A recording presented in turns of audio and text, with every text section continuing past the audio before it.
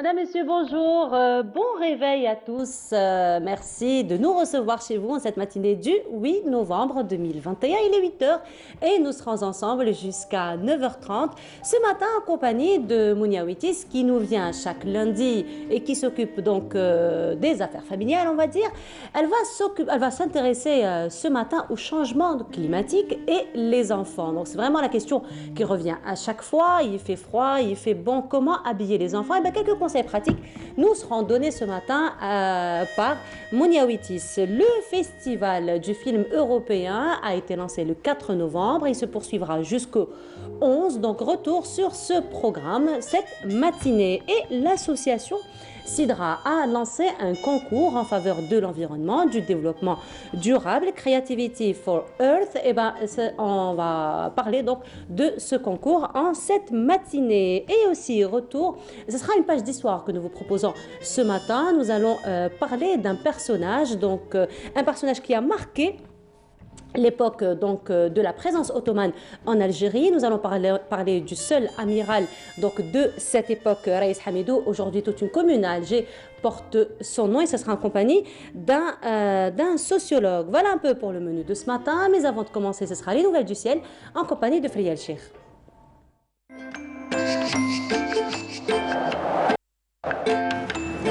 La météo vous est présentée par Mobilis. Mobilis, أينما كنتم. Et Friel Cheikh est parmi nous ce matin. Bonjour Friel. Bonjour à vous. Comment ça va? Ça va très bien. Alors, les pluies se sont calmées, on dirait, Oui. la journée d'hier, la nuit, ça va? La Alors, journée d'hier, non. la journée d'hier, Le soir. le soir, Et voilà. Le aujourd'hui, soir. voilà Oh, aussi. ça se voit que j'étais enfermée. Ah, voilà. Avec ce froid, je vous comprends aussi. Oui, hein. il fait froid. C'est Voilà, vrai tout à fait. qu'il y a quand même une baisse sensible des Des températures. Et donc, ça va continuer pour la journée, Friel? Tout à fait. Non, aujourd'hui, côté ciel, on va enregistrer une nette amélioration. Ça va D'accord. être de courte durée, mais le soleil reprendra le dessus. Permettez-moi tout d'abord de vous souhaiter un excellent réveil. Bonjour à vous, ravi de vous retrouver. Eh bien, en effet, Météo Algérie a prévu beaucoup de pluie hier. Nous avons eu des pluies sous forme d'orage assez marquées, notamment vers les régions côtières et proches côtières de l'Est. Ça va se maintenir aujourd'hui. Le temps s'annonce venteux, pluvieux, aussi orageux au courant de cette journée. Vers le centre, nous allons enregistrer quelques faibles pluies au courant de cette journée, puis l'amélioration se fera sentir à partir de l'après-midi. À l'ouest, le soleil aura le dernier mot aujourd'hui, beaucoup de soleil, très peu de nuages. Et puis sur la partie sud, le ciel s'annonce variable pratiquement partout. En effet, les nuages auront le dernier mot aujourd'hui. Ils arroseront l'extrême sud, le Hogar, le Tassi, le Sahara oriental, le sud des oasis. À noter aussi quelques soulèvements de sable vers le sud-ouest. Les températures, les voici. Eh bien, le froid s'est bien installé en Algérie, surtout vers l'intérieur du pays, avec 8 degrés pour El Beyod, 11 à Djilfa, 12 Relizan, Chlef, 19 pour Alger, il fera 19 à Tlemcen, 18 à Alger, à Oran aussi, 17 à Naba Skikda, 16 à Batna, 21 pour Hassim Saoud ou Led Jellal, 19 à Gardaya, 18 à Béchar, 23 à Tindouf, entre 26 et 23 au Sahara central, 29 pour Tamanrasset, 30 à Janet Ilizi et enfin un maximum de 38 degrés pour l'extrême sud. À présent, place à l'état de la mer. Aujourd'hui, nous aurons une mer très agitée avec des vents assez forts qui varient généralement entre 40 et 70 km/h à l'est, entre 30 et 50 vers le centre et enfin une mer peu agitée à l'ouest avec des vents qui varient généralement entre 10 et 20 km/h. Avant de nous quitter, place à l'éphéméride. Aujourd'hui, le soleil se couchera à 17h44. Vous avez toujours le site de Météo Algérie, les www.météoalgérie.dz qui est mis à votre entière disposition. Merci pour votre attention. À tout à l'heure pour d'autres mots du ciel.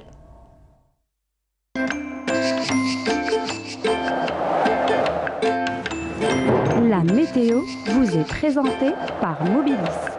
Mobilis, أينما كنتم. Donc même, Félicie, on enregistre de faibles pluies pour aujourd'hui, mais il fait quand même assez froid. Oui, hein, oui, donc il on fait reste un petit froid. Et à retenir, il y aura pas de pluie, mais ça va reprendre demain. Voilà. Ça va reprendre Donc demain. aujourd'hui, profitez du soleil. Voilà, on va profiter un petit peu. Donc demain, reprise Retour des des De pluies, toute façon, voilà. on sont toujours les bienvenus. Oui, tout à fait, Voilà. exactement. Voilà. Effectivement. Merci beaucoup, Félielle. Je vous en prie. On se retrouve tout à l'heure après le journal télévisé du midi, celui de 19h, la semaine prochaine pour Bonjour d'Algérie. Avec plaisir. Nora. Le plaisir est partagé. Merci beaucoup, Félielle. Bonne journée. Et comme à l'accoutumée, on on démarre l'émission avec une pause musicale en compagnie donc de Nassim Denden qui nous interprète Je n'ai pas de mots.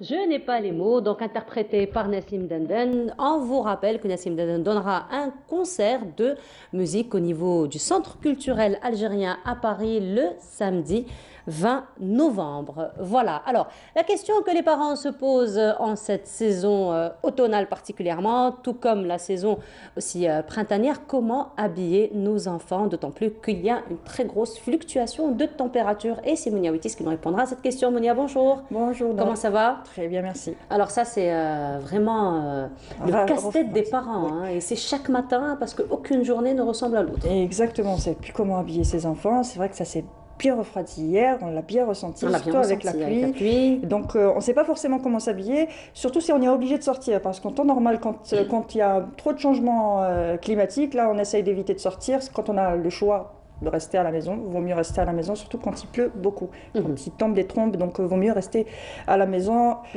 au chaud, tranquillement, pour éviter de se mouiller ou d'attraper froid, surtout avec les tout petits, c'est un vrai casse-tête. Effectivement, et d'ailleurs c'est la période où on tombe le plus malade. Hein. Exactement, le printemps et l'automne, parce que la température change, le matin il fait très froid, en milieu de journée ça se réchauffe un petit peu, et puis tard le soir aussi il fait quand même assez froid. Et puis, il faut le dire, aussi, Mounia, il faut le dire, les enfants sont imprévisibles. On a beau à leur dire, il ne faut pas enlever ton manteau, il ne faut pas enlever ton gilet, mais ils sont très imprévisibles et puis très spontanés aussi. On a chaud, on enlève son gilet et puis...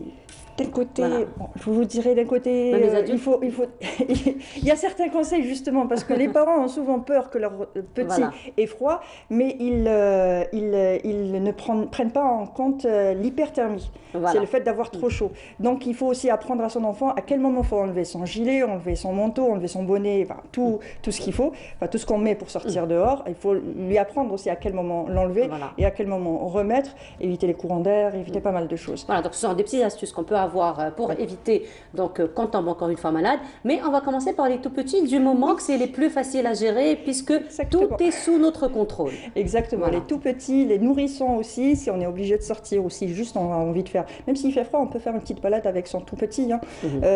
Il faut sortir aussi de temps en temps, il ne faut pas non plus s'enfermer pendant toute la saison, que ce soit la saison automnale ou hivernale. Il faut sortir, prendre un petit bol d'air frais, ça fait du bien.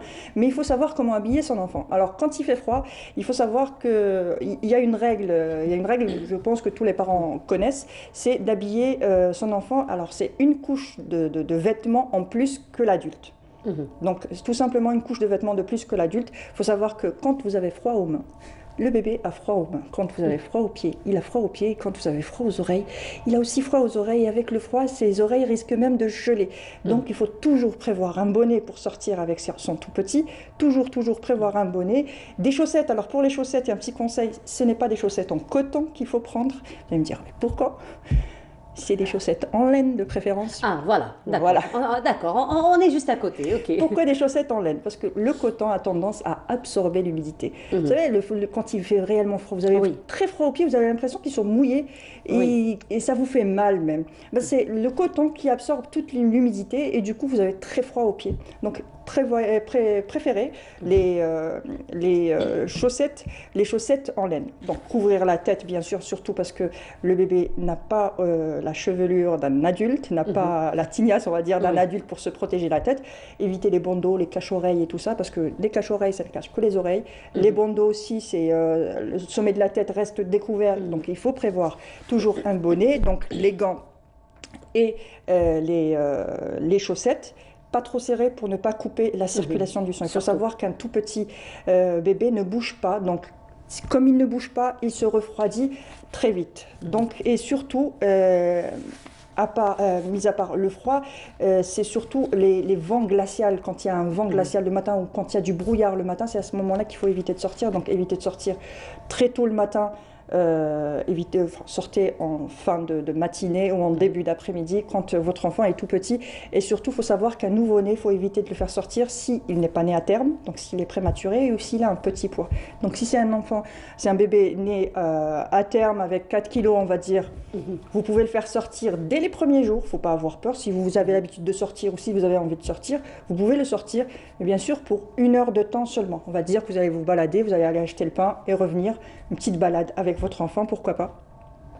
Mais quand il y a du vent glacial, un vent glacial et puis quand il y a de l'humidité et tout ça, donc il faut bien s'équiper aussi. Donc prévoyez de sortir votre tout petit dans un landau.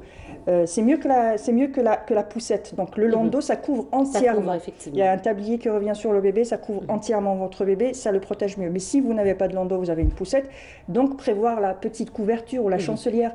Il y a maintenant des couvertures qui sont faites exprès pour les poussettes. C'est ce qu'on voit d'ailleurs. Et justement, la cloche. Donc vous avez la couverture et la cloche, ça c'est la cloche transparente. Ça, c'est très utile quand il pleut, quand il y a une fine pluie et ça protège bien sûr votre bébé, c'est transparent, il pourra voir lui aussi et voir l'extérieur. Et en même temps, essayez de garder l'œil sur lui. Donc toujours avoir le bébé face à soi pour voir sa réaction justement si tout se passe bien. Et ensuite, alors, on veut aussi souvent, on se dit, je vais faire plus simple. Je vais prendre un porte-bébé et je vais porter mon bébé directement. Vous savez, les porte-bébés, c'est aussi un petit peu à la mode et tout ça. Enfin, ce qui est à la mode, c'est plutôt l'écharpe de portage. Donc, moi, ce que je vous conseille, c'est l'écharpe de portage. Parce que le porte-bébé, c'est pas toujours très physiologique. En plus, le bébé a les pieds ballants, comme ça, immobiles. Donc, ses pieds vont se refroidir. Et aussi, votre bébé va avoir sa tête juste en dessous de votre menton. Donc, du coup, ce que vous allez respirer, si vous êtes malade, enrhumé ou autre, vous allez l'expirer sur son visage et il va respirer tout ça. Surtout si vous êtes malade, vous allez forcément le contaminer. Donc évitez le porte-bébé si c'est possible. Si c'est pas possible, donc pour une urgence, aller chez le pédiatre ou autre, ça se comprend, il n'y a pas de souci. Alors, comme je le disais au début, on a surtout peur du froid, mais on ne pense pas à l'hyperthermie. Alors, avant de parler donc de l'hyperthermie, on a parlé de froid, on a parlé donc de ces temps pluvieux où il faut être très vigilant d'ailleurs. Donc, avec ta permission, Mounia, on va juste aller voir, on va prendre un appel téléphonique avec Nassim Bernaoui, qui est chargé de communication de la protection civile, justement, qui nous donnera un peu plus de détails par rapport au froid. Nassim Bernaoui, bonjour. Bonjour. Vous nous entendez ? Oui, très bien. Très bien. Alors, Nassim Bernaoui, cette semaine, donc, nous avons eu quand même un taux de pluie assez important. Donc, quelles ont été les interventions de la protection civile par rapport donc, à ces intempéries? Effectivement, un temps de pluie assez important. Donc, il y a eu beaucoup d'interventions de la protection civile à travers pratiquement tout le territoire national et toutes les wilayas qui ont été touchées par le bulletin météo spécial, notamment les pluies torrentielles. Donc, l'essentiel des interventions de la protection civile, c'était le sauvetage des personnes et les secours. Donc, il y a eu beaucoup de personnes qui ont été secourues, cernées par les eaux, notamment à Moulbouaki et aussi au niveau de la wilaya d'Ornon, ainsi qu'à Rilizan. C'était les wilayas les plus touchés et aussi l'Algérois. L'Algérois et les wilayas les plus touchés exactement, c'était les wilayas aussi centre-ouest et les wilayas centre. Donc c'est tout le monde qui a vu, il y a eu beaucoup de stagnation des eaux et beaucoup d'infiltration des eaux à travers plusieurs habitations et édifices, que ce soit publics et privés, où les éléments de la protection civile ont dû faire plus d'une centaine d'interventions pour effectuer des opérations d'épuisement d'eau qui se sont infiltrées, et aussi le dégagement des véhicules qui étaient bloqués, cernés suite à la montée des eaux ou à la stagnation des eaux, surtout dans des endroits où il y a eu débordement d'eau suite aux pluies torrentielles. Puisque le BMS, il y avait une quantité très très très importante où localement ça a atteint les 120 mm, donc c'était très inquiétant.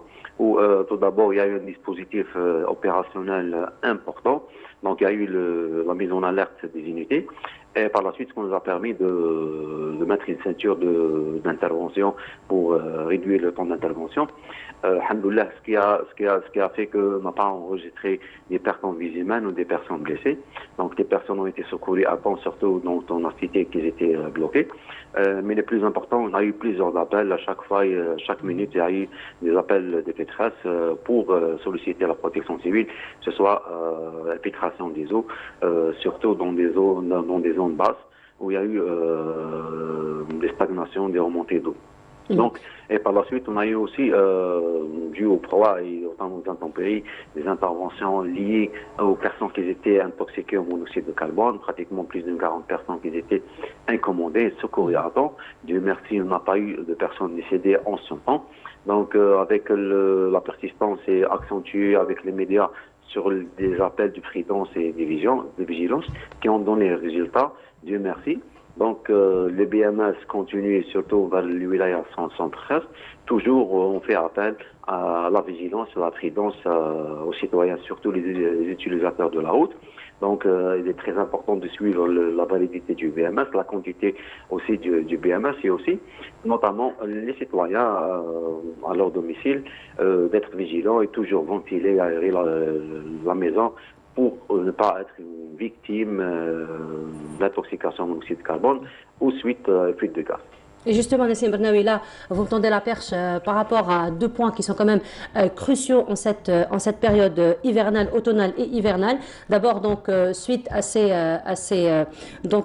intempéries, donc effectivement, j'imagine que vous avez deux conseils à faire passer aux citoyens, parce qu'il y a quand même un comportement particulier à avoir, mais surtout, donc, c'est pour éviter ces intoxications au monoxyde de carbone, parce qu'on sait très bien que durant cette période, donc, un pourcentage important, j'ai envie de dire, des interventions de la protection civile, c'est par rapport à ces intoxications de monoxyde de carbone qui augmentent en cette période donc de septembre au mois de mai. Exactement, exactement. Surtout en cette période, on a constaté, surtout le mois de novembre, le mois d'octobre, pardon, où on a eu malheureusement, on a déploré 8 personnes qui sont décédées et pratiquement plus de 100 personnes qui étaient incommodées. Donc aujourd'hui, le 8 novembre, ça va être donné le lancement officiel d'une grande campagne nationale de prévention et de sensibilisation, notamment sur les risques liés à la saison hivernale et aussi le risque asphyxié. Donc cette campagne qui va durer du mois de novembre jusqu'à la fin du mois de mars, avec la participation, la coordination avec plusieurs partenaires. Donc c'est un programme riche qui a été instauré, des caravanes, des expositions, ainsi que avec la participation des directions de commerce, Sonalgaz, SADEC plutôt, les affaires religieuses, et pour toucher plus de tranches de citoyens afin de réduire les statistiques et le bilan enregistré depuis janvier, où malheureusement on déplore plus de 100 personnes décédées, uniquement 75 dus au monoxyde de carbone cette année. Et rappelons que l'année 2020, on a eu 121 personnes décédées, dont 100 personnes décédées intoxiquées par le monoxyde de carbone et plus de 3300 personnes qui ont été sauvées in extremis par les éléments de la protection civile. Donc l'essentiel de cette campagne de sensibilisation, c'est de donner des conseils. Le plus important, c'est d'aérer et de ventiler la maison en permanence. Donc il y a un système de ventilation d'aération avec les grilles d'aération. Et aussi toujours aérer le domicile 2 fois par jour, le matin, le soir. Et aussi, il y a une chose qui est très importante aussi, c'est l'entretien et la maintenance des appareils de chauffage ainsi que les chauffe-bains aussi. Il ne faut pas négliger les chauffe-bains qui font aussi des ravages et des personnes incommodées. Et la maintenance touche les appareils ainsi que les tuyauteries de gaz, les tuyauteries d'évacuation des gaz brûlés, changer les appareils vétustes ainsi qu'il faut installer des appareils qui ont des normes de sécurité. Et le plus important, tout cela doit se faire par des gens qui sont du domaine qualifiés, agréés. Et le plus important aussi, c'est d'être vigilant tout le temps, avoir cette culture de prévention, cette culture d'anticiper les risques pour ne pas être victime. Et justement, Nassim Bernaoui, la protection civile, toujours dans cette campagne de sensibilisation, vous réalisez des spots de sensibilisation qu'on vous propose donc de voir et on se retrouve juste après. Exactement, des spots de sensibilisation. Donc,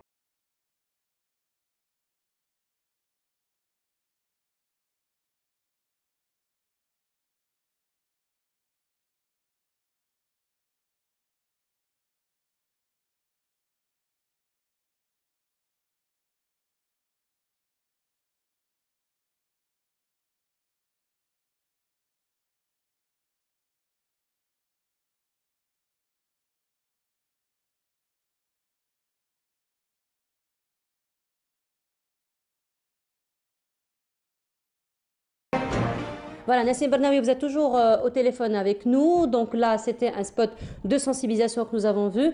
Peut-être encore une fois, donc là, aujourd'hui, Météo Algérie nous annonce une accalmie par rapport donc, aux pluies. La reprise donc, des pluies se fera à partir de demain. Donc encore une fois, peut-être des conseils de bons comportements qu'on peut avoir afin d'éviter encore d'autres catastrophes.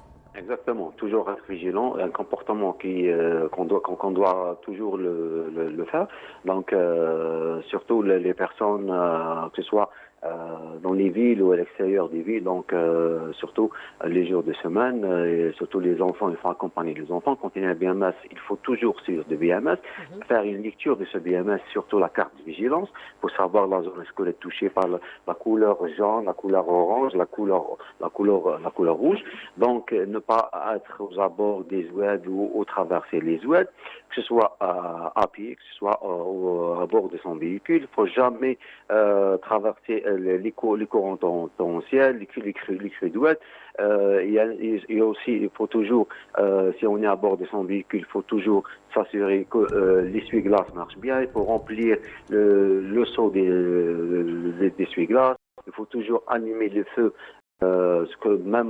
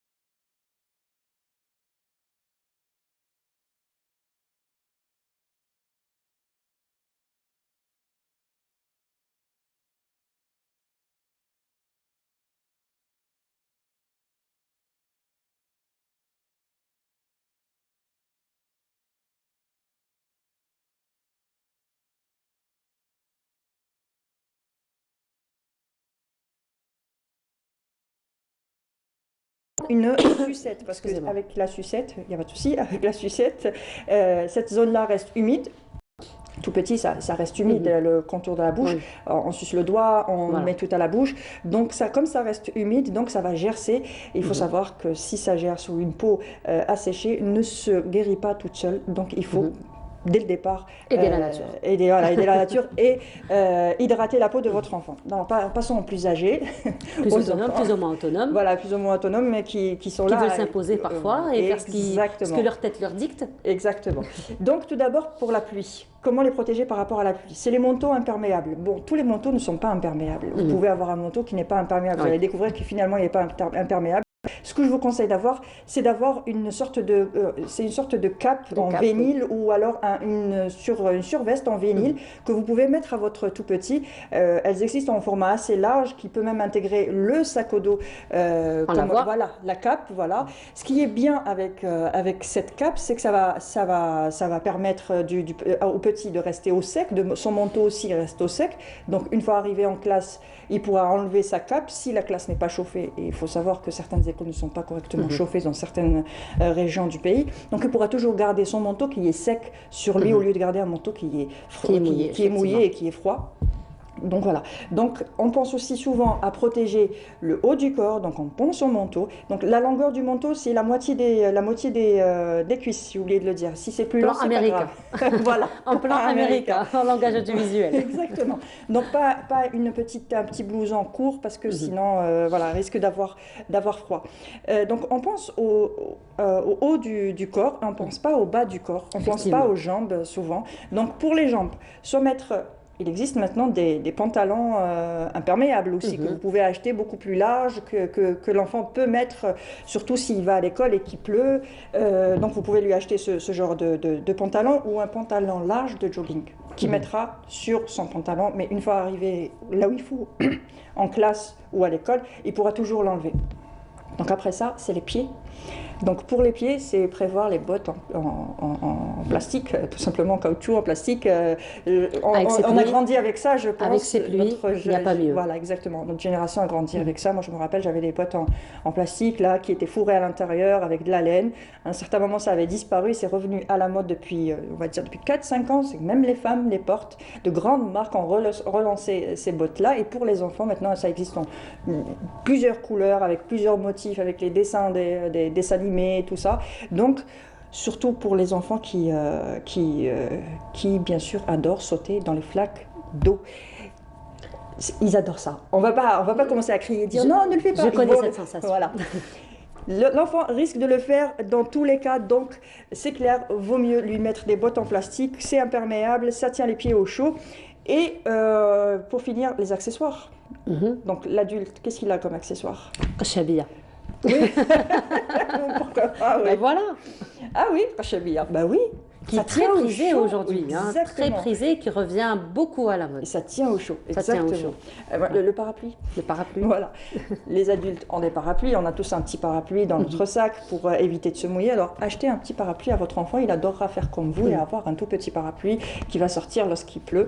Et voilà. Plus qu'il y a des parapluies personnalisés avec les personnages dessins animés adorés, etc. Voilà, avec des couleurs et tout. Et bien sûr, le bonnet. Le bonnet, toujours le bonnet, pas de bandeau, pas de cache-oreille, un bonnet qui cache bien les oreilles, des moufles de préférence. Alors, les moufles, pas les gants. Pourquoi ? Ou des moufles qui s'ouvrent pour pouvoir utiliser ses doigts. Pourquoi pas les gants? Parce que les moufles vont permettre aux doigts de rester collés et de se réchauffer entre eux. Alors que les gants vont séparer les doigts et on risque d'avoir froid au même malgré qu'on a des gants. Et puis essayer de mettre des gants à un tout petit, on va dire un petit bébé. Oui. Je vous assure, j'ai passé un quart d'heure à essayer de le faire, moi, j'ai abandonné. Abandonné, carrément. Exactement.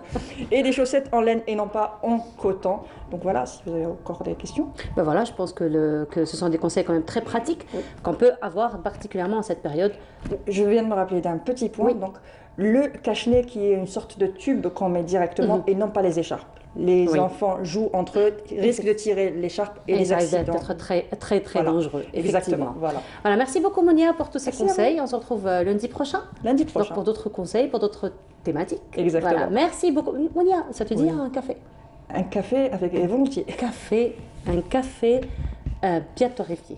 Volontiers. J'adore le café. Eh ben, c'est Sofiane Hamoudi qui nous invite à aller voir donc le Hafsi, l'un des plus anciens torréficateurs d'ailleurs de la région de l'Harrach, dans ce reportage et on se retrouve juste après.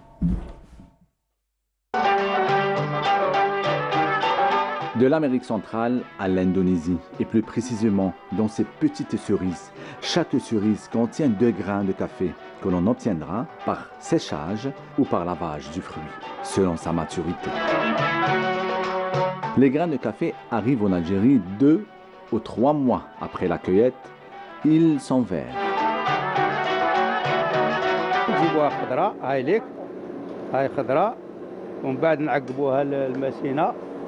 سمعت تطلع الفوق ومن بعد نهبطوها هنا راك تشوف هاي ليك وين تهبط لتم تبرد هاي وراي تهبط والقهوه صافيه قدام المشتري يشوف فيها باللي صافيه هاي تبرد هنايا درك تبرد ومن بعدك نهبطوها هاي ليك وين نهبطوها تهبط هنا في السكاير هاي ليك هنايا وين نديروها هم الماشينات وين نرحيوها ومن بعدك نجيبوها للميزان هم ليك تشوف فيهم هنا هم يوزنوا والزبون هو يدخل او يخزر او يشوف كيفاش تهبط القهوه ويديها سخونه تهبط من الماشينات ترحى تهبط له الميزان ويديها سخونه.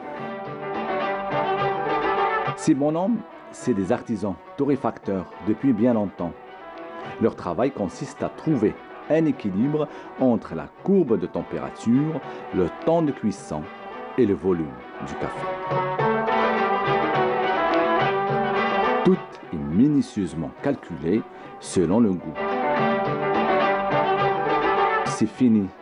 Les grains refroidis rapidement pendant quelques minutes, une odeur qui attire tout au long de ce boulevard. Les clients viennent de partout pour acheter leur paquet de café chez le Hafsi. موالف نشري قهوة مليحة قهوة هايلة من بكري وحنا نشري قهوة توجور نشري قهوة منا. Direction Café Soumati à Koléa, wilaya de Tipaza. Dans ce café, rien n'a changé, absolument rien.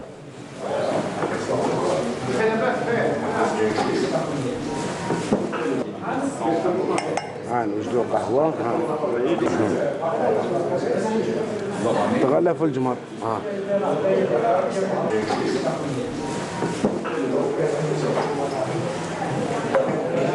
ابراهيم اخلص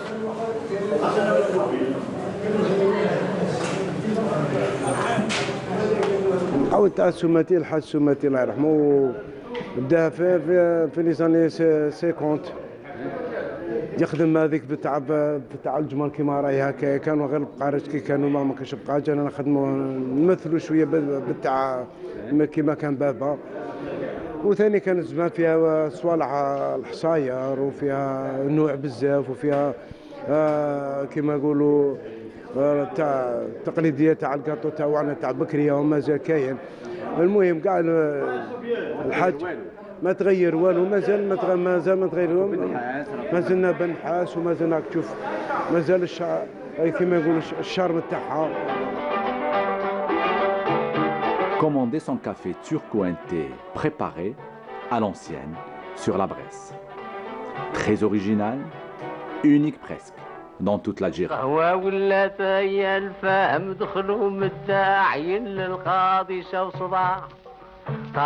On prenait le thé sur du charbon. C'est une flamme, le charbon. À l'époque. Le soir, le café fermé, on l'étouffe, on n'éteint pas. بكري كانت القهوه ماشي تاع البريس كانت تاع البقرات سمعت فيها والسيستم دار على حساب العصر. السيستم دار على حساب العصر دوك كنت تعطيله في البقرات ما يعرفهاش كيما نقولوا احنا قهوه تركيه ودوك ولات عصريه. الجمر خير الجمر فيها بن واحده اخرى سورتو كيديرها في النفق. قهوه ملي كنا حنا صغار ما كاينينش نسقاو فيها ملي كانوا والديهم هذا ماشي هذا ابراهيم راه وليدو سيتو في رمضان وكان جيت انا في رمضان نشوف حاجه اخرى كاع تقاليد كذا منا كاين الغرناطيه كاين بزاف صوالح. Servez-vous un bon café et laissez votre esprit voyager dans l'histoire de ce café. Et voilà, de retour sur le plateau, c'était donc un portrait d'un torréfacteur, El Hafsi, donc que Sofiane Hamoudi a rencontré pour nous. Place à l'histoire à présent, puisque nous allons parler d'un personnage qui a marqué l'histoire de l'Algérie à la période ottomane particulièrement, Raïs Hamidou. Et nous en parlons ce matin en compagnie d'un sociologue, c'est Halira Shrida. Bonjour. Bonjour. Bienvenue à vous. Merci. Alors, en votre compagnie, on va revenir quand même à ce personnage d'une très grande notoriété. Alors, il faut dire que Raïs Hamidou, l'amiral Hamidou aussi, il y en a eu d'autres, mais c'est le plus connu. Donc, c'est lui qui a la plus grande notoriété, particulièrement à cette période. Qu'est-ce qui fait finalement sa notoriété? Disons que ce qui fait sa notoriété, c'est dû au fait que c'est un personnage qui est emblématique de l'histoire d'Alger et de l'histoire de l'Algérie aussi. Hamidou Ben Ali est né en 1770, c'était le fils d'un tailleur et qui a décidé par la suite de faire carrière dans la marine alors que son père le prédisposait à être tailleur comme lui. Donc déjà c'est le symbole d'une certaine réussite sociale et d'une volonté personnelle puisqu'il a fait ce qu'il voulait et que par la suite il a réussi à gravir petit à petit les échelons jusqu'à arriver au grade de Raïs grâce à ses mérites. Donc c'est un véritable héros dans notre pays. Il a sa statue à Alger. Il y a aussi un navire de la marine qui porte son nom. Et dans les chants populaires algérois, il était célébré au 19e siècle. Pourquoi? Parce que tout simplement c'était un Raïs qui était très sympathique et qui était aussi généreux, mais puisque à chaque fois qu'il y avait eu des combats ou des courses, il savait redistribuer entre la population algéroise ce qu'il avait en main. Voilà. Mais il n'y a pas que ça. Il y a une commune qui porte son nom aujourd'hui à Alger. Oui, la commune de Raïs Hamidou. Mais en plus de ça, ça a été aussi un chef de guerre qui a su s'imposer au niveau de la Méditerranée. Il a eu à affronter plusieurs nations. Ça va aussi bien du Portugal, en passant par Gênes, jusqu'à la Tunisie voisine, Tunis, parce qu'il y avait une rivalité entre les deux possessions ottomanes. Et à chaque fois, il a su s'imposer. Et jusqu'à son décès le 17 juin 1815 à l'occasion d'une bataille au large des côtes espagnoles. Voilà, 1815, donc vraiment on est en train de parler d'environ une quinzaine d'années avant la colonisation donc, de l'Algérie finalement. Alors justement, lorsqu'on parle de Raïs Hamidou, on parle d'un contexte très particulier, c'est vraiment la présence ottomane déjà en Afrique du Nord et en Algérie particulièrement. Exactement, mais surtout c'est la dernière période, la période de la présence ottomane, parce qu'à cette époque-là, quasiment la régence d'Alger était devenue indépendante et elle disposait donc de son armée et de sa marine, et qu'elle pesait au niveau du pourtour méditerranéen. Et Raïs Hamidou aussi, c'est tout un contexte historique parce qu'en fin de compte, avec sa disparition, c'est aussi le prélude au début d'une autre époque. Je vous rappelle que Raïs Hamidou est mort le 17 juin 1815, pratiquement à la veille de la bataille de Waterloo en Europe. Donc il y a un nouvel ordre politique qui se met en place en Europe après le congrès de Vienne. Et ce congrès de Vienne qui va essayer de mettre au pas les puissances méditerranéennes récalcitrantes qui sont au sud de la rive, entre autres la région d'Alger. Voilà.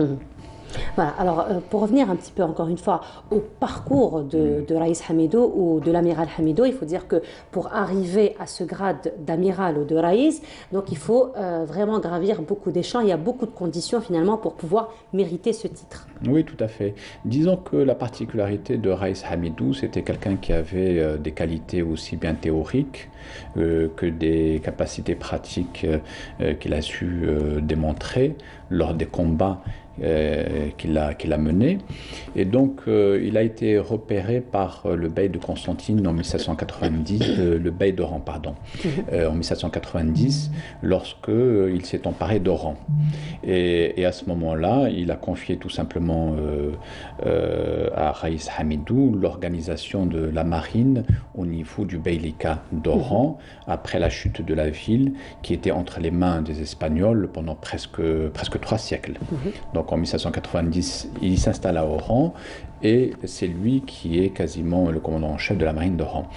Et par la suite, grâce à ses qualités, c'était notamment un excellent manœuvrier quand il était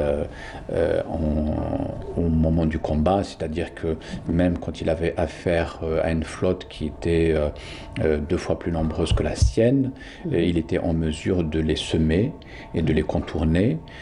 Donc c'était quelqu'un qui était très habile, intelligent et qui a toujours su tirer profit de sa position, qu'il soit en position de force ou en position de faiblesse. Voilà.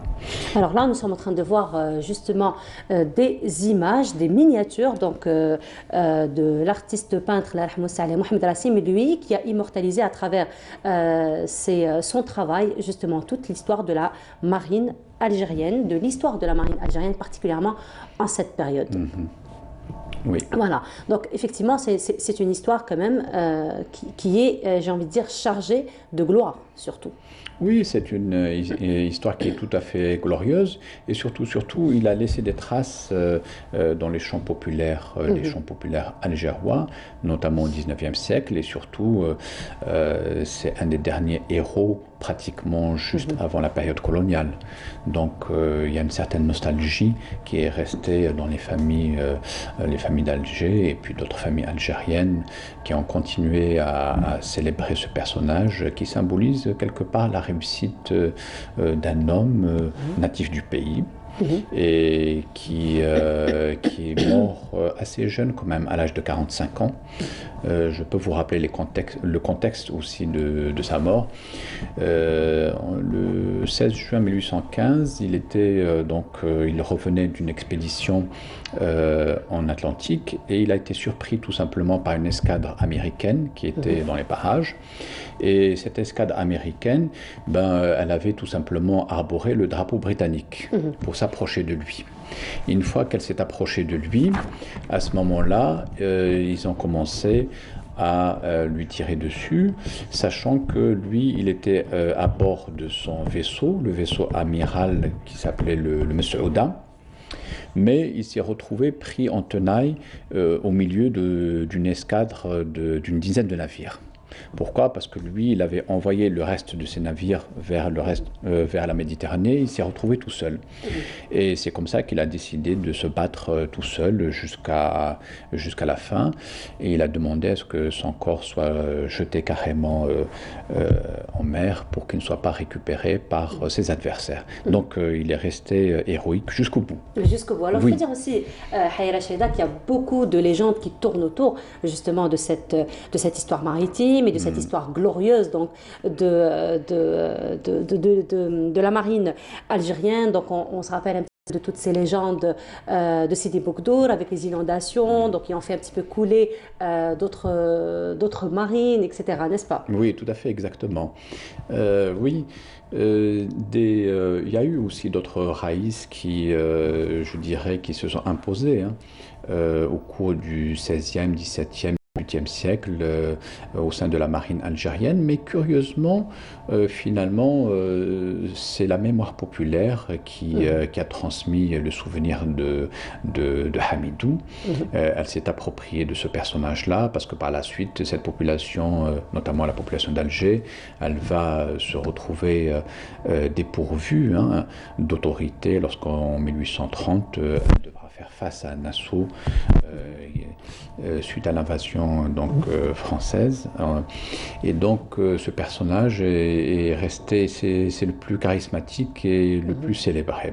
Même si naturellement il faut rendre hommage aussi aux autres amiraux qui ont fait leur devoir et qui se sont imposés à une période antérieure. je dirais bien antérieure, c'est-à-dire 16e et 17e siècle. On a eu d'autres raïs. On peut citer déjà Khaireddin, oui, tout à fait, les frères, oui, exactement. Khaireddin et Barberousse. Voilà. Alors, et qui sont surtout, Khaireddin et Arrouj, qui sont les fondateurs de la régence d'Alger. Mais ça remonte à cela 5 siècles. Vous voyez, ça remonte à cela 5 siècles.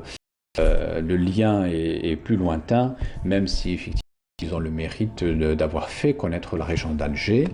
La sympathie populaire est allée quand même davantage vers Raïs Hamidou en quelque sorte, parce qu'il est récent aussi. Il est plus récent aussi. Plus récent. C'est surtout ça en fait. Et sinon, effectivement, il y en a d'autres. Il y a Al-Alj aussi. Al-Alj aussi, oui, tout à fait. Il y a eu aussi, il a eu un contemporain, le Raïs Zmirli, qui était contemporain de Hamidou, mais voilà, l'histoire est faite que les contes populaires privilégient les uns plutôt que les autres, peut-être parce que Raïs Hamidou avait 2 ou 3 qualités de plus que ses autres contemporains et collègues. Voilà, on a aussi la fabuleuse histoire de Mourad Raïs aussi. Oui, tout à fait, et qui est plus ancien, Mourad Raïs. Voilà. Mourad Raïs, la particularité de Mourad Raïs, c'est que lui est d'origine étrangère, il est d'origine néerlandaise.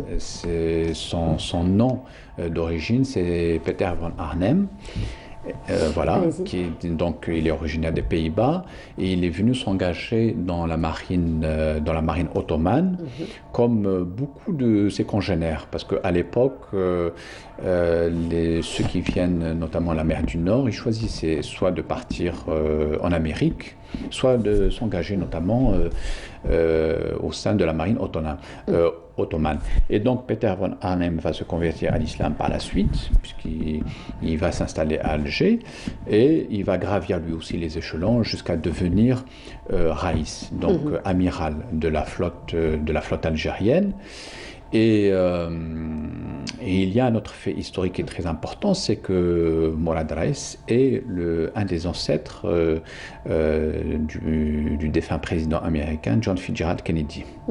Parce que par le biais de sa fille Elizabeth, il est l'arrière-grand-père de Kennedy, puisque lui s'est installé ici à Alger, et sa fille Elizabeth, qui était basée aux Pays-Bas, avant d'aller émigrer vers ce qu'on appelait auparavant la Nouvelle-Amsterdam, qui est devenue par la suite New York. Elle est venue rendre visite à son père, ici à Alger, pour le saluer, et elle est partie aux États-Unis. Et donc, à partir d'Elisabeth, il y a une famille qui se crée, et c'est ça qui fait que John Fitzgerald Kennedy a eu une sympathie vis-à-vis de la révolution algérienne, parce que nos contemporains ne savent pas qu'il y a un lien de parenté avec ce pays-là. Et sa propre fille, il y a cela quelques années, elle était ambassadrice à Tokyo, a rappelé tout l'amour et la sympathie qu'elle a vis-à-vis de notre pays, parce que tout simplement, il y a des liens du sang. Donc, Mourad Raïs, la différence avec Raïs Hamidou, c'est que lui aussi, c'est le symbole d'une certaine réussite, mais c'est la réussite d'un homme qui est venu de l'étranger et qui a réussi à s'intégrer au sein de la société algérienne. Donc c'est un autre visage. Voilà. C'est un autre visage, parce que la société algérienne à cette époque-là, notamment au niveau surtout des villes portuaires, c'était une société qui était cosmopolite. L'Empire ottoman a su quand même maintenir un certain équilibre entre les différents groupes sociaux, notamment ceux qui étaient installés dans les grandes villes. Et Mourad Raïs, c'est lui aussi une figure emblématique de quelqu'un, d'un homme venu, qui était au bas de l'échelle sociale et qui est venu de l'étranger, de la mer du Nord, pour finalement s'insérer dans notre pays. Voilà, donc on rappelle que Mourad Raïs est d'origine d'Haarlem de Hollande, et par la même occasion, on fait un petit coucou à nos amis cinéastes, les frères Hakim et Karim Traïdia. Voilà, merci beaucoup d'avoir été parmi nous ce matin, merci donc d'être revenu un petit peu sur ce personnage mythique de l'histoire de l'Algérie et de la présence ottomane en Algérie. Raïs Hamidou, merci encore une fois. On rappelle Monsieur Harira Shrida, vous êtes sociologue. Merci Merci encore une fois.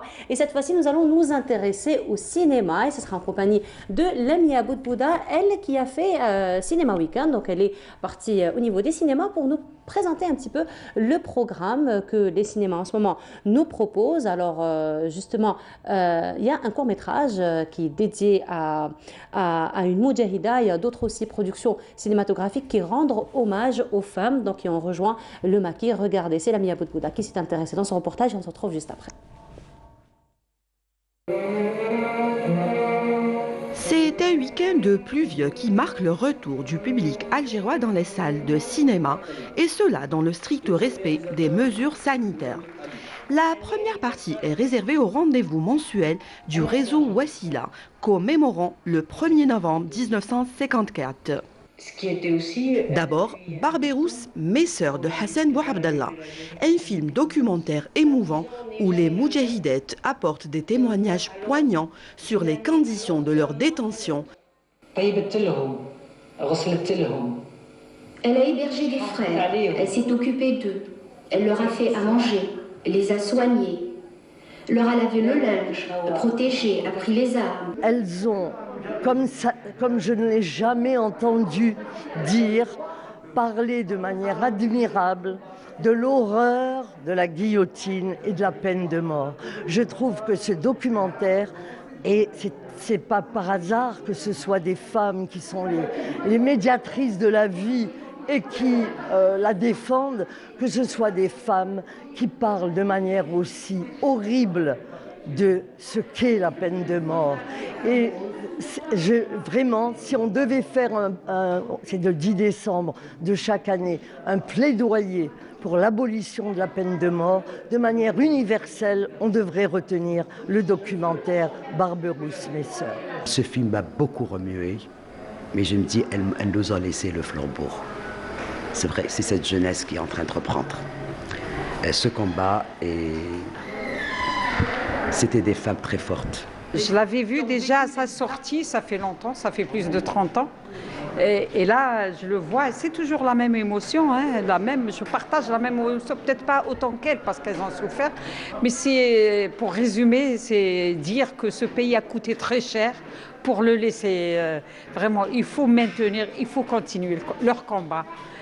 La moindre des choses, le peu qu'on puisse faire, c'est continuer leur combat et leur rendre hommage. Vraiment, elles sont magnifiques, les Algériennes. Je suis vraiment fière d'être algérienne, rien qu'à cause d'elles. جدا كبرت بالحكايات على حياتك. حبيت نعرف من جيت أنا. طلعت حتى حكايتك وحكاية منايا قمار يمنا. La deuxième partie est consacrée à Bnet el-Djebliya. Wim Aoules revient sur l'histoire poignante de sa grand-mère Khadija el-Djebliya, une moudjahida de Médéa. Elle revient aussi sur l'histoire de sa mère Torkiya, une danseuse du ballet national algérien. Moi j'avais 4 ans, 5 ans. Elle ne nous a jamais abandonnés. Jamais. سمحت في روحها باسكو ما دارتش كواغتها هادشي المجاهدين سي فوزافي غوماركي هذاك لا بغي هذاك اللي كانت فيه المجاهدين كانوا عندها في الدار وهما اللي جاو عندها للدار باش قالوا لها مشي ديري كواغتك معانا ما حبتش الفولي با قالت لهم تاع الشهيد بزاف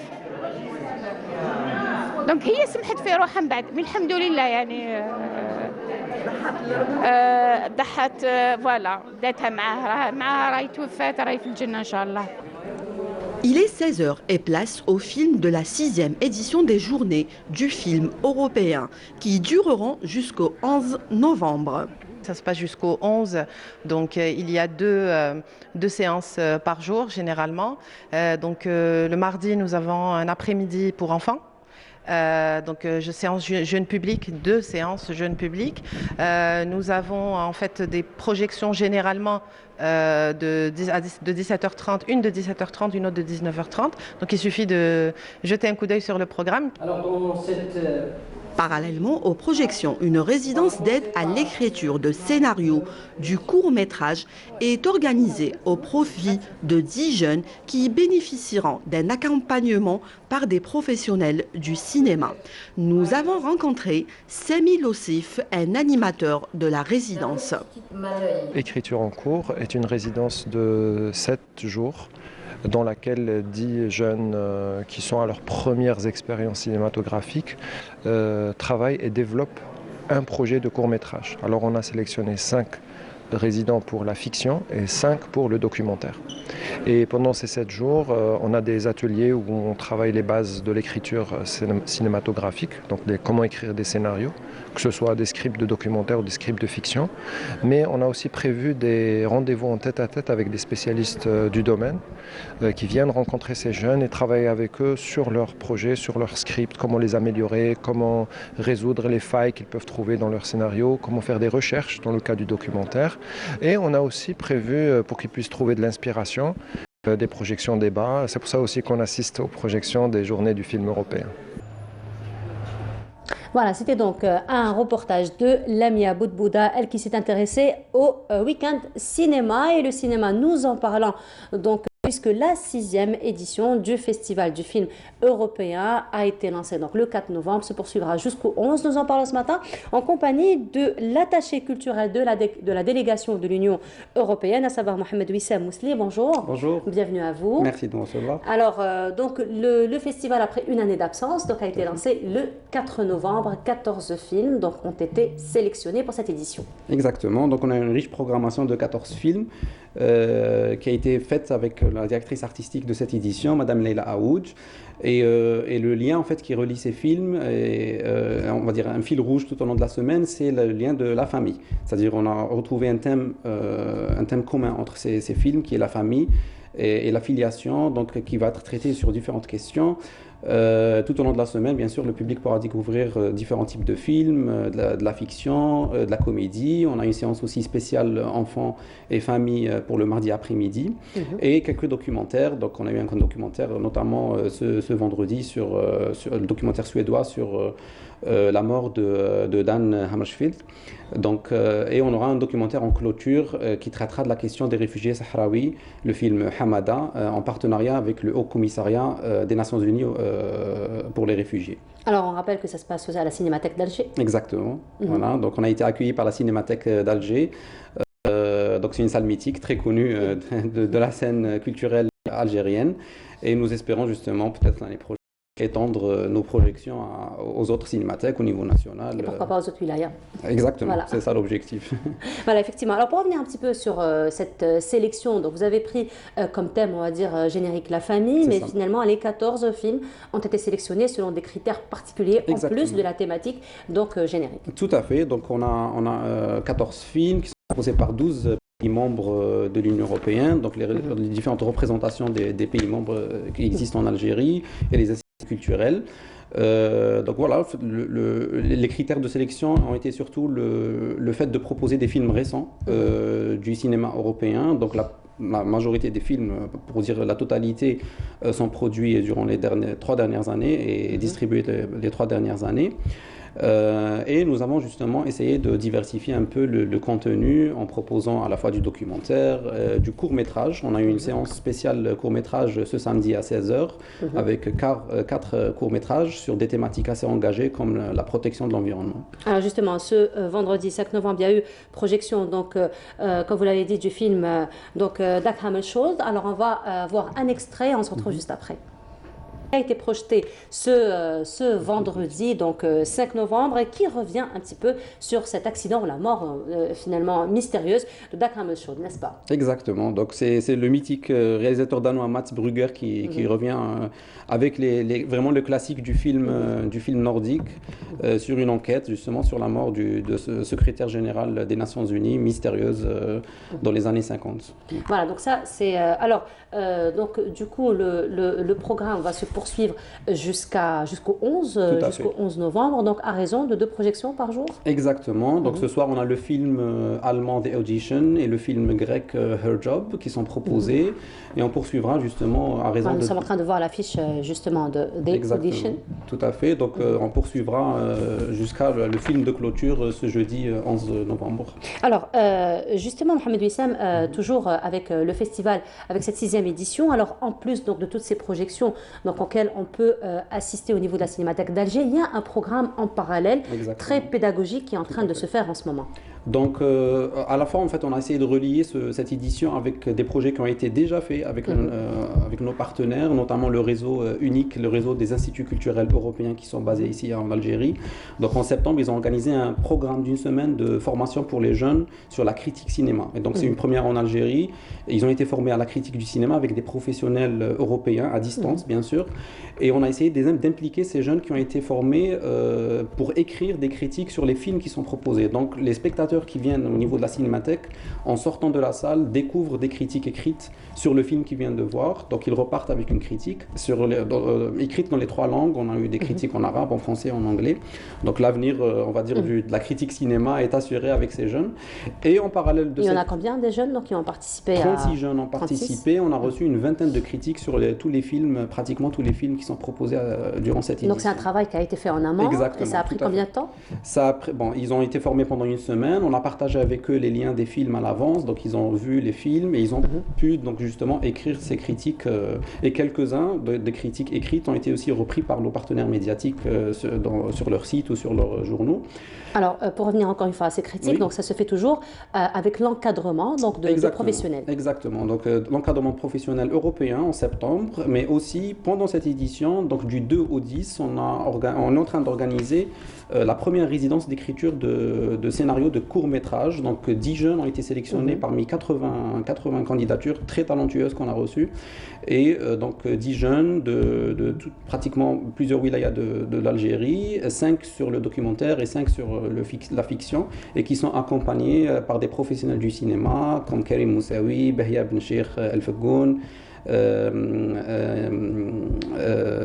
Sid Ahmed Semien et Yasmine Chouir, voilà, pour n'oublier personne, avec le formateur Sami Lossif qui les accompagne. Et à distance, on a eu l'honneur d'avoir Hassan Farhani et Sabrina Draoui qui ont pu partager aussi leur expérience via Zoom parce qu'ils sont basés en France. Alors on rappelle que c'est la première édition, c'est le premier atelier de ce genre que vous organisez donc en parallèle d'une édition du Festival du film européen. Exactement, et on compte renouveler l'expérience parce qu'on a reçu énormément de candidatures, on a eu un grand mal justement à sélectionner, les critères étaient très compliqués justement parce que vraiment le talent est là, on a des jeunes qui veulent vraiment créer. Je pense que la période aussi du Covid a permis aussi aux jeunes d'être vraiment en introspection et de pouvoir vraiment voir un peu évoluer dans leur art et de pouvoir en fait s'exprimer de manière différente. Donc voilà, c'est une première édition, mais on compte bien sûr renouveler l'expérience l'année prochaine avec la prochaine édition des Journées du film européen. Voilà, peut-être avec un peu plus de candidats, parce que c'est vrai que 10 seulement, ça reste un petit peu frustrant, on va dire, pour tous ceux qui ont postulé. Alors vous avez parlé de critères de sélection, donc quels étaient justement les critères de sélection? Alors les critères, nous on est parti sur l'idée d'avoir 2 groupes déjà, un groupe de documentaire et un groupe de fiction. L'égalité du genre aussi, on a 5 filles et 5 garçons, donc pour nous c'est très important, c'est une valeur qu'on veut promouvoir, et aussi la représentativité régionale, donc permettre à différents jeunes de différentes régions de pouvoir participer à cet atelier. Alors ils vont participer à cet atelier, donc ils vont écrire des scénarios, des scripts documentaires ou de films, mais finalement que va être finalement le devenir de leur scénario? Alors ça c'est une résidence d'aide à l'écriture, donc ils sont accompagnés par des réalisateurs et des formateurs spécialisés, et l'idée justement c'est de leur permettre par la suite de pouvoir, pourquoi pas, réaliser. Donc c'est pas l'objectif forcément de cette résidence. C'est vraiment d'initiation d'abord. Exactement, c'est une première initiation. On pourra bien sûr plus tard voir la possibilité d'avoir des résidences justement d'accompagnement à la création de films, courts-métrages ou longs-métrages.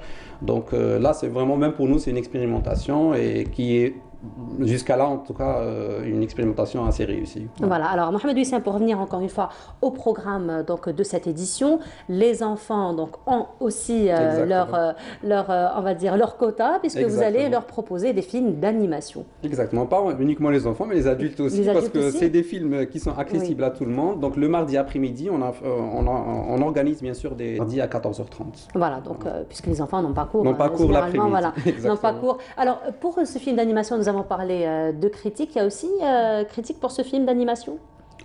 Pour les films d'animation, on n'a pas reçu de critiques. Par contre, on a plus sur les films fictionnels ou autres, mais pas sur les... Il faut dire aujourd'hui que les enfants, avec tous les films qui leur sont destinés, avec tous les réseaux sociaux, avec les youtubeurs qui se spécialisent un petit peu, c'est vrai qu'ils prennent un petit peu goût aussi aux critiques cinéma. Tout à fait.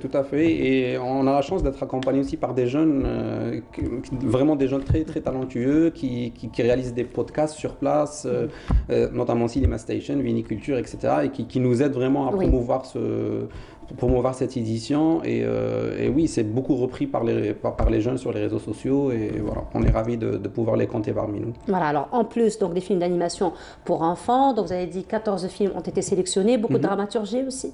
Exactement, donc on a des films vraiment de tout type. Hier, la programmation était sous le signe de l'amour, plus sur la rupture amoureuse. Donc on a eu deux films très intéressants, un film hongrois, Bad Poems, et le film belge, Nos batailles, qui ont justement traité cette question de la rupture amoureuse de visions très très différentes et très intéressantes en tout cas. Et le public était ravi de découvrir le cinéma hongrois et belge. Voilà, et puis il y a aussi, j'ai envie de dire, la question sociale, elle est aussi, traitée ou elle est aussi sélectionnée durant ce festival, puisqu'il y a le film maltais qui traite sur le haraga. Tout à fait. Donc le film maltais qui est très poignant d'ailleurs et qui a été projeté ce samedi après-midi et qui revient justement sur la tragédie d'une famille à travers le regard de la situation des haragas et des migrants en fait subsahariens qui traversent la Méditerranée malheureusement et qui meurent en pleine mer.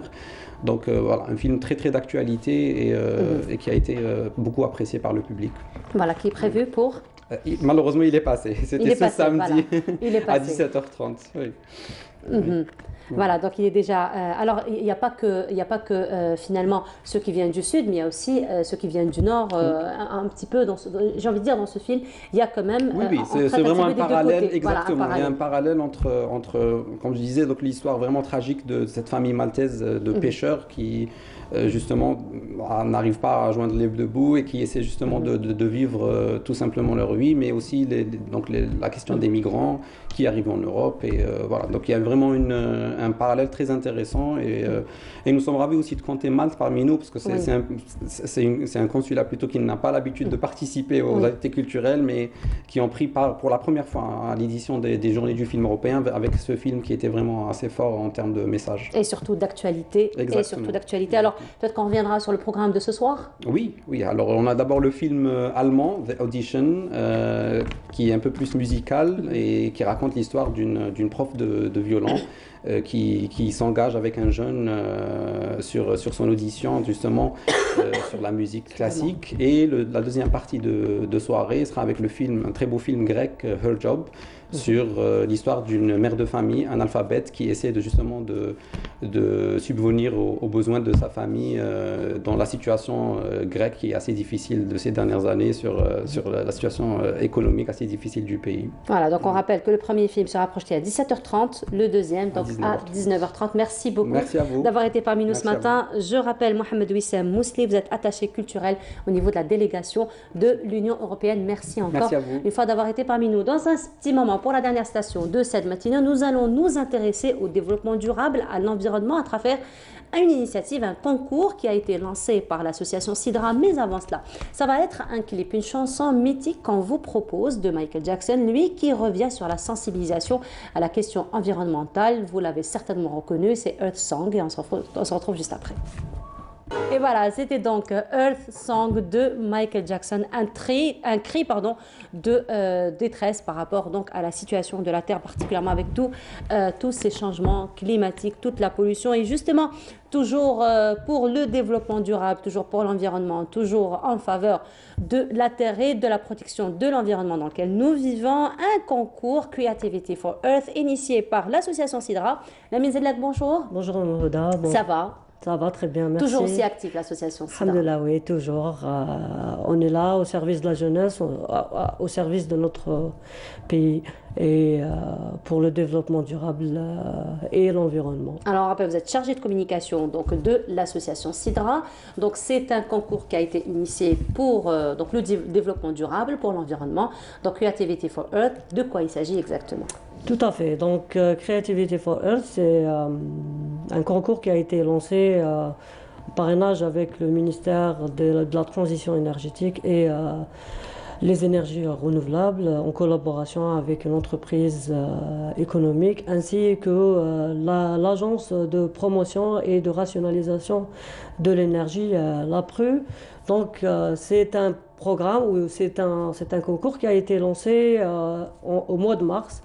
Vous vous souvenez, au mois de mars, nous, en tant qu'association Sidra, nous avons un événement qui, justement, parle de l'économie de l'énergie, de la rationalisation de l'utilisation d'énergie, alias Earth Hour, 1 heure pour la planète. Oui. Donc, à l'occasion de cet événement, nous avons lancé ce concours pour les jeunes actifs et vraiment qui ont ce flair de travailler au digital. Donc c'est un concours qui propose aux jeunes de donner de leur créativité par rapport à des spots de sensibilisation concernant justement la protection de l'environnement, la protection de la planète d'une manière générale et surtout la rationalisation de l'utilisation des énergies. Alors en quoi consiste justement ce concours? Donc le concours il a été lancé à travers les réseaux sociaux, donc à travers un appel à participation aux jeunes de moins de 35 ans pour participer justement à des campagnes de sensibilisation. Donc c'est la création du contenu digital envers la protection de l'environnement et la rationalisation d'économies d'énergie. Donc il y avait plusieurs participations, des spots publicitaires, des affiches, des petits courts-métrages, si on peut dire ça comme ça, concernant comment sensibiliser le grand public pour qu'il rationalise un petit peu la consommation énergétique. Et crois-moi, dans le Houda, qu'il y avait vraiment des participations énormes et surtout notre jeunesse, elle nous a impressionnés par le sens de créativité à travers les vidéos et le choix a été vraiment très difficile. On a reçu des centaines de propositions. Donc l'appel à participation était ouvert, donc vous n'avez pas plafonné un petit peu par rapport aux participants? Non. La participation, elle était d'ordre national. Elle a touché tout le territoire national. Les jeunes femmes ou les jeunes hommes pouvaient participer avec nous et nous envoyer leurs travaux et par la suite il y avait un jury composé des différents partenaires de l'association Sidra et je vous ai dit que le choix était vraiment très compliqué pour faire sortir les 5 meilleurs travaux et par la suite ces meilleurs 5 travaux donc on les a invités et nous leur avons fait une cérémonie en l'honneur de ces jeunes créateurs. Et nous avons eu des gens de Tipaza, de Rilizane, d'Alger et de Constantine que je les salue. Ils sont venus et ils sont partis avec des cadeaux d'une part et d'une autre part.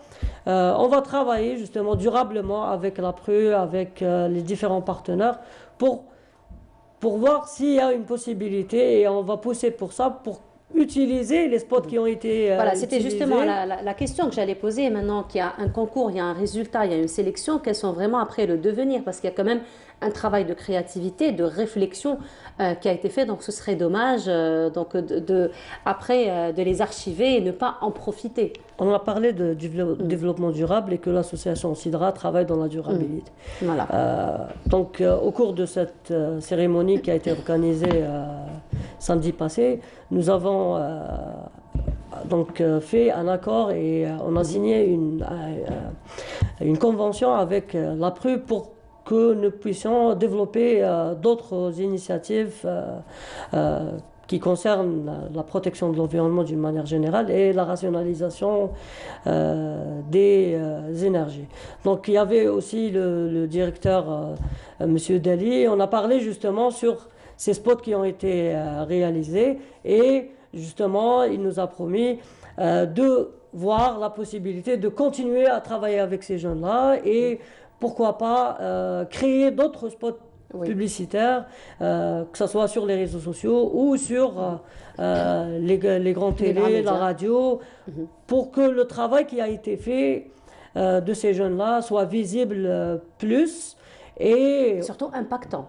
Exactement, tout à fait. Parce qu'il y avait des messages très très poignants, très très valorisants et le message vraiment nous arrivait et arrivait aux participants d'une manière vraiment ludique et vraiment très très intelligente. Donc les jeunes, ils étaient vraiment agréables, donc ils ont mis de l'effort dans le travail, ils ont mis du cœur dans ce travail. Donc on en a parlé avec nos partenaires et on leur a dit justement de continuer à travailler avec ces jeunes-là. Pourquoi pas produire d'autres spots et à l'avenir, il y aura un travail qui va complémenter ce travail qui a été déjà commencé. Alors, donc vous avez lancé ce concours, donc c'était des spots de sensibilisation, des affiches, vous l'avez dit. Donc d'une manière générale, c'est le développement durable, c'est l'environnement. Mais est-ce qu'il y a eu une thématique particulière, précise, qui a été proposée où vous avez laissé libre cours aux participants? Nous avons laissé cours à l'imagination de ces jeunes-là, de voir autour d'eux ce qui se passe. Il y avait vraiment un coup de cœur de Tipaza qui a fait un petit court-métrage de 4 minutes où il racontait, c'était un rêve, c'était un cauchemar, un mauvais rêve où... parce que au début de l'histoire, il y a le père qui conseillait son fils de faire attention à l'économie d'énergie. Donc il laissait la télé ouverte, les prises branchées, il y avait vraiment vraiment il n'avait pas le climatiseur à 18 degrés. Voilà, c'est un peu les mêmes scénarios qui reviennent. C'est les mauvais gestes. Voilà.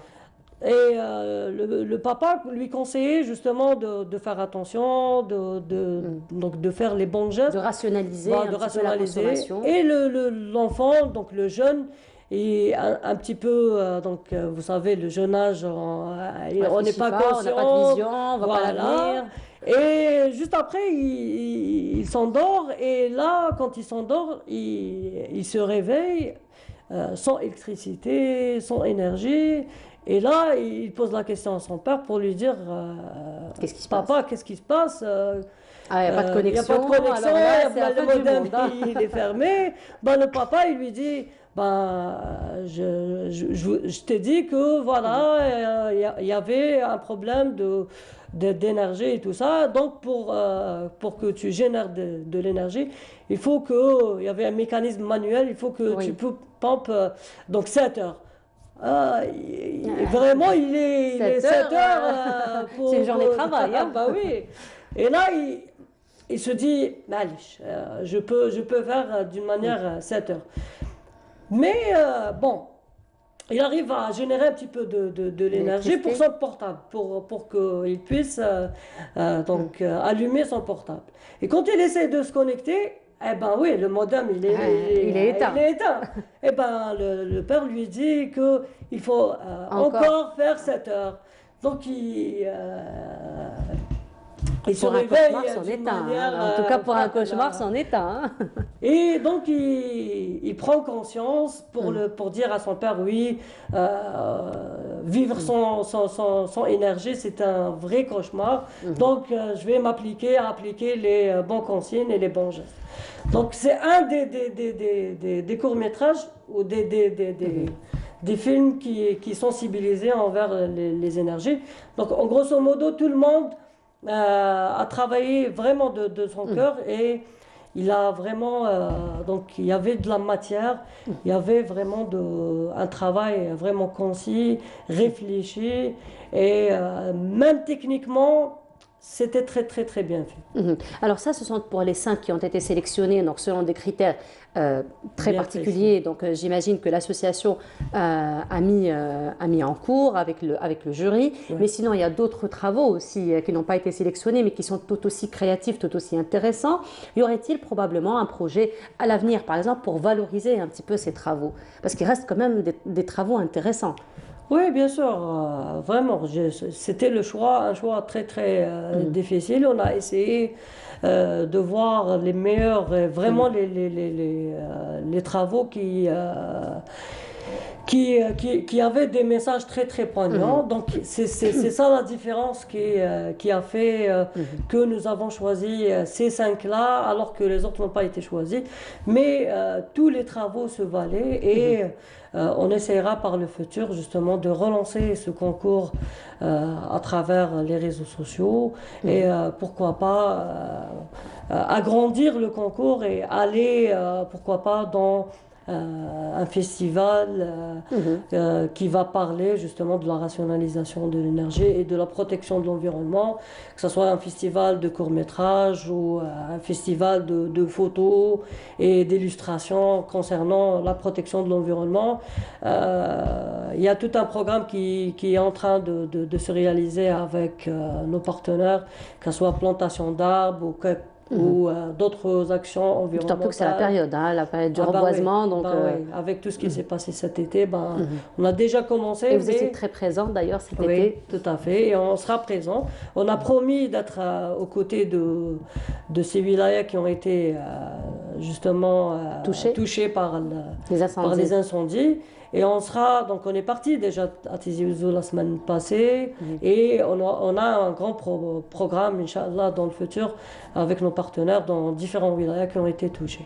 Donc, Earth Hour est là, on aura un grand programme. Earth Hour ou bien Creativity for Earth, ou les deux? Les deux. Les deux. Très bien. Parce les que deux. Donc, là, les deux sont en cours. ils sont imbriqués à l'autre. Earth Hour, c'est plus global.